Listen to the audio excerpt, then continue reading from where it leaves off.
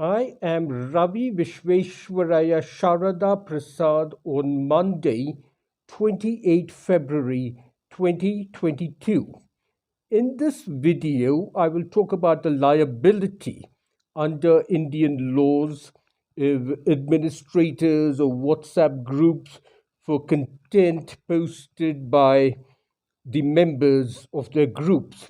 Now, I have a news group on Telegram, https colon slash t.me slash Ravi V. Prasad, where the latest news items are posted by me as well as by other members of my group.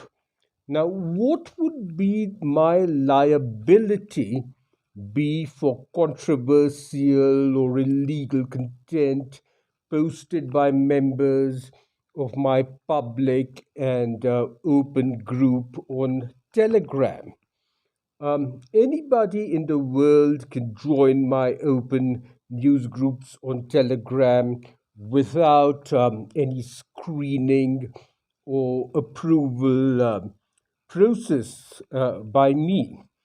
And any member of my Telegram group, that's https colon slash t dot me slash RAVIVPRASAD, can post content unmoderated without any prior screening by me. And I wrote some automated bots which continuously sweep various websites and television channels, and then they automatically post headlines and a summary onto my Telegram group. And my automated bots post thousands of news headlines each hour without any pre screening by me nor by any other human being. And it is physically and logistically impossible for me or for any other human to pre screen or monitor posts, the thousands of posts made each hour on my Telegram news group. At most, I can delete posts which possibly violate laws or rules or regulations after these offending posts have been brought to my notice. Now, in the online content world, there are the two extremes of publishers and common carriers. The editors, publishers, and printers of a journal, magazine, or newspaper are liable for any and all illegal content in their journal, even those written by outside columnists or for advertisements. And this liability is both for civil damages as well as criminal liability. The editors, publishers, and printers cannot claim lack of knowledge of content written by, let's say, an opinion page columnist or a freelance journalist or an advertiser. Because in the newspaper uh, dead tree version, in the paper printing world, where the dead tree newspapers were published only once a day, it was presumed that the editors had the staff and the time to screen and edit and approve the article's contents or the advertisement before it was sent to the printing press. But on the other hand, common carriers like the telephone operating companies, they have never been held liable for what their subscribers transmitted over their lines. Because in the old days of circuit switched landline voice telephones, the telephone operating companies did not have the means or the capabilities to control what their subscribers said in real time. So if I telephoned someone and threatened him, then BSNL or MTNL or Geo or Airtel could not be held liable for what I said. And at the most, they would have had to follow police orders or court orders to trace the call. However, after the advent of packet switched networks, social media platforms such as Facebook, Twitter, YouTube, Instagram, and messaging services such as WhatsApp, Facebook Messenger, Telegram, Signal, Viber, these are intermediate between common carriers at one end and publishers and television broadcasters at the other end, because their subscribers both upload content in real time, um, as well as communicate instantaneously with each other. And this is both one to one communications and one to many communications instantaneously, which is why they are termed as intermediaries under Section 79 and Section 2W of India's Information Technology Act of 2000. In India, Facebook, WhatsApp, Twitter, YouTube have often been accused of enabling hate speech, communal violence, sedition, pornography, pedophilia, defamation, etc. Now, the liability of intermediaries for the acts of their subscribers has been a contentious issue in numerous countries for several years. In USA, such social media platforms were granted immunity under Section 230 C1 of the Communications Decency Act of 1996.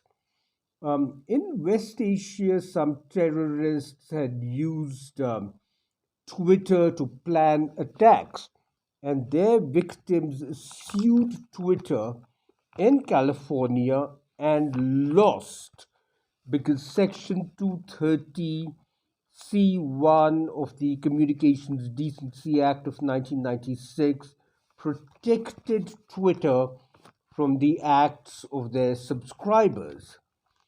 And there have been several numerous calls to modify this Section 230 in the US. But in my opinion, India got it right. India got it better because Section 79 of India's Information Technology Act of 2000 gets this balance of liability correct. And intermediaries under Section 79 are provided immunity from prosecution if they take down the offending content within 36 hours of being informed. But if the intermediaries do not take down this offending content within 36 hours, then they can be sued. But of course, the onus would be on the complainants or the plaintiffs to prove their case. And there have been numerous calls to reduce the safe harbor window to 1 hour, from 36 hours to 1 hour. So now I will describe some recent Indian High Court rulings on the liability of administrators of groups on platforms such as WhatsApp, Telegram, Signal, Google, Facebook, LinkedIn for content posted or transmitted by the members of the groups. And the high courts of Kerala, Madras, and Bombay, they have all ruled that administrators are not liable vicariously for illegal content posted by their group members, because vicarious criminal liability can be imposed only if the law or the act governing that particular offense has a specific clause providing for vicarious liability for that particular offense. As per a Supreme Court judgment of 2009, and India's Information Technology Act of 2000 does not contain any section pinning vicarious liability for the acts of commission or omission of another person. And India's high courts have ruled that the relationship between an administrator and a group member is not one of that of employer and employee, not that of a master and servant, and not that of a principal and agent. And therefore, the doctrine of respondeat superior does not apply. A few days ago, on Wednesday, 23 February 2022, Justice Kausar Edapagath of the High Court of Kerala at Ernakulam, he quashed criminal charges against the administrator of a WhatsApp group, one of whose members had posted child pornography videos on his group. And the Ernakulam City Police registered a criminal case against the person who had uploaded these child pornography videos under section 67B, subsections A, B, and D of the Information Technology Act, and also under sections 13, 14, and 15 of POCSO, the Protection of Children from Sexual Offences Act of 2012. And then the police also arrayed the administrator of the WhatsApp group, even though they themselves admitted to the court that he did not upload the videos and that he had no prior inkling that this group member would upload them. So Justice Kausar Edapagath ruled vicarious criminal liability can be fastened only by reason of a provision of a statute and not otherwise. In the absence of a special penal law creating vicarious liability, an admin of a WhatsApp group cannot be held liable for the objectionable post by a group member. The petitioner has been charged under sections 67B, subsections A, B, and D of the Information Technology Act, and sections 13, 14, and 15 of the POCSO Act. but none of these provisions provide for such liability. There is no law by which an admin of any messaging service can be held liable for a post made by a member in the group. And Justice Kausar Arapagat, he continued, a WhatsApp group admin cannot be an intermediary under the Information Technology Act.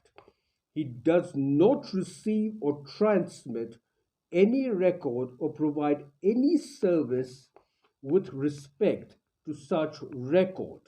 There is no master servant or a principal agent relationship between the admin of a WhatsApp group and its members. He does not have physical or any control otherwise over what a member of a group is posting thereon. He cannot moderate or censor messages in a group. It goes against basic principles of criminal law to hold an admin liable for a post published by someone else in the group. It is a basic principle of criminal jurisprudence that mens rea must be an ingredient of an offense, and both the act and intent must concur to constitute a crime. Thus, the creator or administrator of a WhatsApp group merely acting in that capacity cannot be vicariously held liable for any objectionable content posted by a member of the group. So, this was the judgment of Justice Kausar Edapagat of the Kerala High Court a few days ago on Wednesday, last Wednesday, the 23rd of February.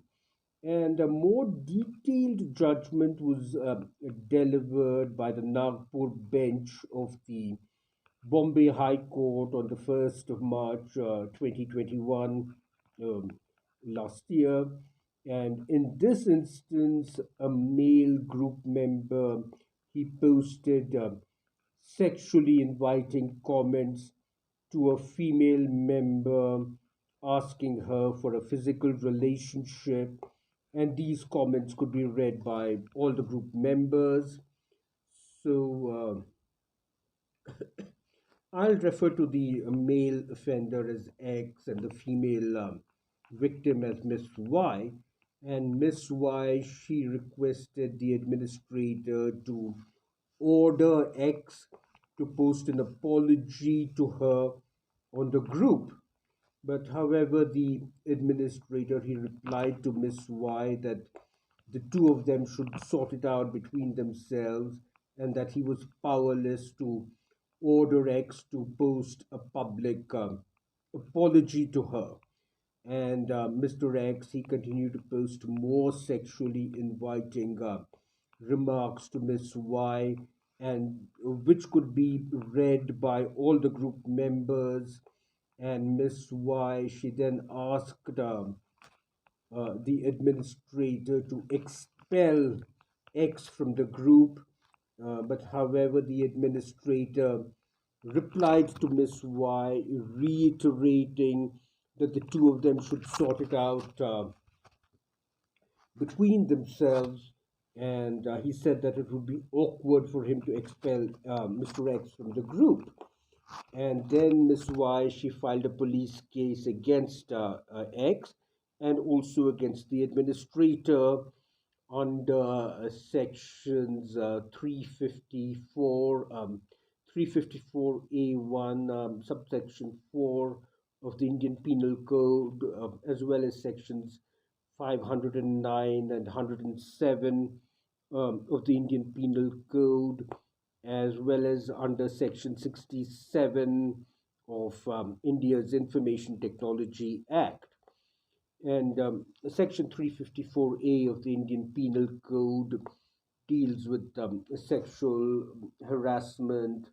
Section 509 addresses words and statements intended to insult the modesty of a woman, and Section 107 of the IPC, Indian Penal Code, deals with abetment, and Section 67 of the Information Technology Act deals with punishment for publishing or transmitting obscene material.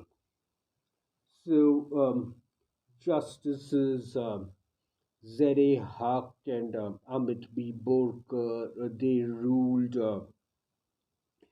the administrator of a WhatsApp group does not have power to regulate, moderate, or censor the content before it is posted on the group. But if a member of a WhatsApp group posts any content which is actionable under law, such person can be held liable under relevant provisions of law. In the absence of specific penal provision creating vicarious liability, an administrator of a WhatsApp group cannot be held liable for objectionable content posted by a member of a group. A group administrator cannot be held vicariously liable for an act of a member of the group who posts objectionable content unless it is shown that there was common intention or a prearranged plan of acting in concert between the member and the administrator. Common intention cannot be established in a case of WhatsApp service user merely acting as a group administrator. When a person creates a WhatsApp group, he cannot be expected to presume or to have advanced knowledge of the criminal acts of the member of the group. And Justices Z.A. Haq and Amit B. Borkar, they clarified that administrators could not be classified as intermediaries as defined in Section 2W of the Information Technology Act. And Section 2W defines intermediaries with respect to any particular electronic records, means any person who, on behalf of another person, receives, stores, or transmits that record or provides any service with respect to that record, and includes telecom service providers, network service providers, internet service providers, web hosting service providers, search engines, online payments, and uh, the judgment continued. The term intermediary refers to any person who, on behalf of other person, receives, stores, or transmits that record or provides any service with respect to that record.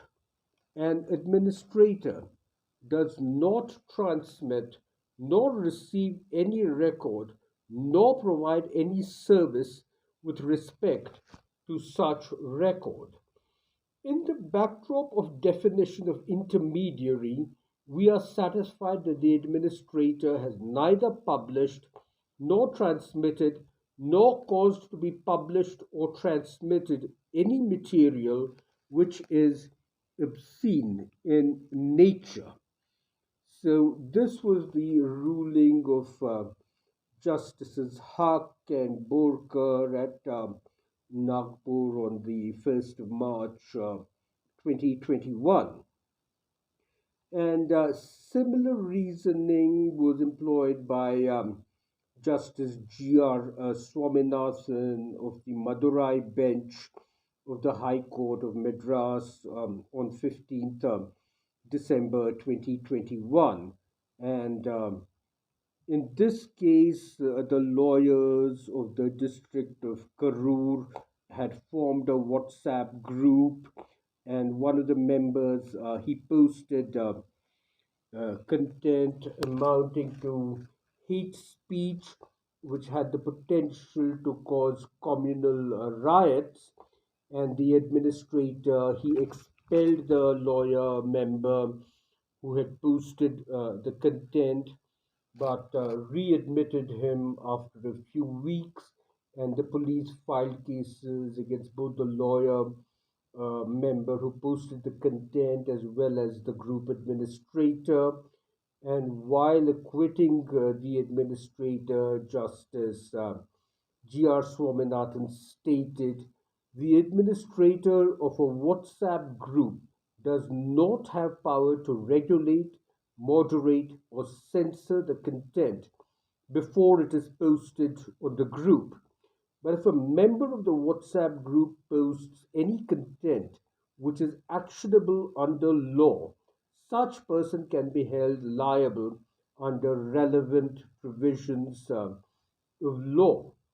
In the absence of specific penal provision creating vicarious liability, an administrator of a WhatsApp group cannot be held liable for objectionable content posted by a member of a group. A group administrator cannot be held vicariously liable for an act of a member of the group who posts objectionable content unless it is shown that there was common intention or a pre-arranged plan of acting together in concert by a member of a WhatsApp group and the administrator. Common intention cannot be established in a case of WhatsApp service user merely acting as a group administrator. When a person creates a WhatsApp group, he cannot be expected to presume or to have advanced knowledge of the criminal acts of a member of the group.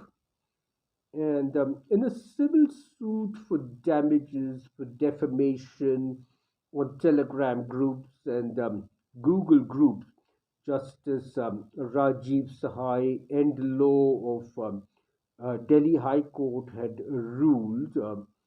I am unable to understand as to how the administrator of a group can be held liable for defamation for the statements made by a member of the group. To make an administrator of an online platform liable for defamation would be like making the manufacturer of the newsprint on which the defamatory statements have been printed liable for defamation. When an online platform is created, the creator thereof cannot expect any of the members thereof to indulge in defamation. Defamatory statements made by any member of the group cannot make the administrator liable therefore. It is not as if without the administrator's approval of each of the statements, these statements cannot be posted by any of the members of the group on the said platform. So that was the ruling of Justice Rajiv Sahai and the law of the Delhi High Court. So please subscribe to my video channels on YouTube and Instagram, and please connect with me on LinkedIn and on my Facebook pages. I have seven Facebook pages for different topics. And please subscribe to my news group on Telegram, which is https colon slash slash t.me slash Ravi V Prasad, Ravi Prasad. On my YouTube and Instagram channels, I will be uploading several more videos about technology, about India's business and industry, and about politics. So, this is Ravi Visvesvaraya, Sharada Prasad saying goodbye on Monday, 28th of February 2022, while on a mountain climbing expedition in the Himalayas. And the temperature right now is minus 24 degrees Celsius. So have a great day. Goodbye from Ravi Visvesvaraya, Sharada Prasad.